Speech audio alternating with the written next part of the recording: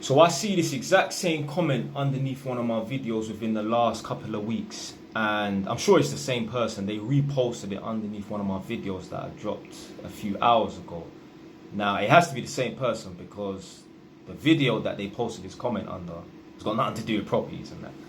But they're asking me, how do you guarantee you will have enough money at the end of your mortgages to repay the capital? So what they're asking is, in regards to my buy-to-let properties, which are interest only, my rental properties, which are interest only, how do I know I'm going to have enough money to pay off the mortgages at the end of the term? So when you've got a capital repayment property, if you take out a 100 grand loan today, in 25 years time, as long as you keep up with your payments, you would have cleared the balance. You would have paid off that 100 grand loan. That's a capital repayment.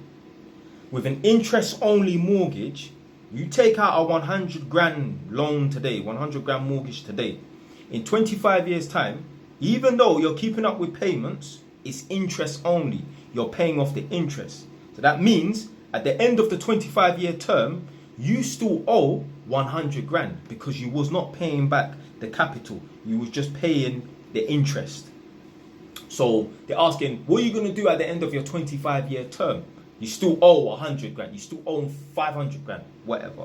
Because obviously this person probably knows a little bit about the housing crash or whatever, and people have lost their properties and that because they didn't have enough money to pay back the loan at the end of the term. So what I'm going to do is, I'm going to show you a website that I've got on my laptop for the purpose of this video, just to show you the increase in value of properties over the year, like the national average statistics and that. So I'm going to need to flip this screen so I can show you on the laptop. What I'm going to do as well, probably I'm going to turn the camera horizontally as well, yeah? So yeah, just be prepared for that. So as we all know already, the UK average house price is about 250 grand. Now, I don't know if there's more up-to-date statistics than that, but it's saying that as of 2023, in the first quarter, which will be between January and March, let's say, the quarter means obviously between January and March. So first quarter is January and March. Second quarter will be like March to June or whatever in it, and so on and so forth. So it's saying that in 2023, the first quarter, which will be January to March, the average UK house price is about 250. What I'm going to do is I'm going to go all the way back as well. It's going to take me a long time to scroll. I'm going to pick the year of my birth, yeah, which is 92. So I'm so old. JWise is so old that it's going to take me a very long time to scroll back. So I've already preloaded another page. So if we look here, yeah, 1992, yeah, that's the year I was born. Quarter one, the average house price is 52,000, yeah. And what I'm going to do is start scrolling up and show you the increase in value of properties over the years. Yeah, so let's go up a few years. Let's say 5-6 years. Let's take us to 1998. Yeah. So in 1998, the first quarter, it's gone up by 10 grand because it was 52 previously. Yeah. Let's go up. Let's increase by another 5 years, which will take us to 2003. So they've gone up from, what was it, 62 grand? So from 1998, which was 62 grand, it's gone up by, let's say, about 60 grand as well. Yeah, just under 60 grand, say about 58 grand. It's gone from 62,000 to 119, call it 120,000. So it's gone up by about 58 grand.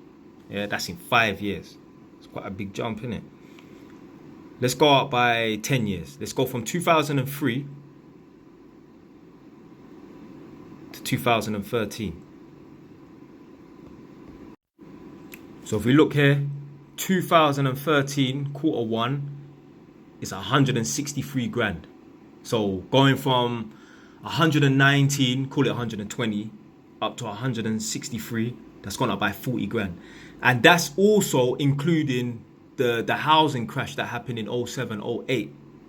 If there was no housing crash, the value of the properties probably would have went up more. But remember, they went down in value a lot, allegedly. Obviously, it didn't matter to me because I was a youth man and man was broke. You get me? Come from a good home but a poor home. So no one in my yard, no one owned no damn property. So it didn't affect no one in my household and that. So that's why I wasn't really too aware of it and I didn't care. So we're in 2013 right now. Let's go up by 5 years.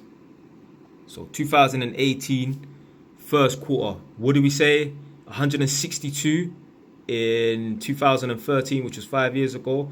We're at 211,000. Yeah. And then, bam, let's go up another 5 years, which will take us to 2023. Like I was saying before, the average house is about 250, 258. Now, obviously, I could be affected by some sort of housing crash that might happen in, let's say, because my terms are 35 years long. Currently, I don't know, I've got like 33 years left on the properties, yeah? So let's say in 33 years, I could be affected by some housing crash. So the property is going to lose so much value that even if I sold the properties, I wouldn't have enough money to pay off the interest, well, to pay off the amount of money that I owe. That's in 33 years' time if there's a possible housing crash. What I'm going to do is, let's say, for example, I'm just going to throw out some random numbers, yeah? Let's say in the year 2050, that's when my terms come up for my terms end. In 2050, I owe 100 grand on this property, 100 grand on that property, and 100 grand on that property, yeah? 5 years before the terms are up, so in 2045, I'm going to look at the properties in that and think to myself, what's the chances of there being a housing crash in that? And you know what? Furthermore, I'll probably just sell them off anyway. I'll probably just sell them off. 5 years prior to my terms coming up, well, not for renewal, but 5 years before my terms finish or end, I'm probably just going to sell the properties. Just going to sell them.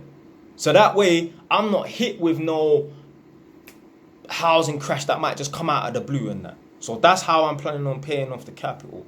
5 years prior to the terms ending, let's say it's 2045, that's 5 years before the 2050, I'm just going to sell the properties. That way, I ain't going to be hit with no crazy out of the blue housing crash.